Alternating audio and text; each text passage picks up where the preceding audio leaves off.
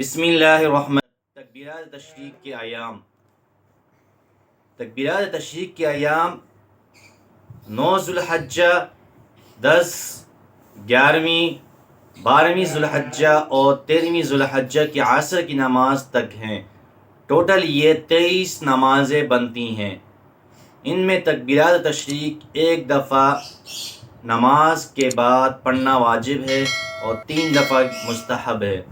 3 دفعہ سنت کا عمل ہے، اور مرد حضرات بلند آواز سے پڑھیں گے اور خواتین حضرات گھروں میں پست آواز سے پڑھیں گی، چاہے وہ مردوں کی انفرادی نماز ہو، جماعت کے ساتھ ہو یا قضا نماز ہو. ہر نماز کے بعد ایک دفعہ پڑھنا واجب ہے.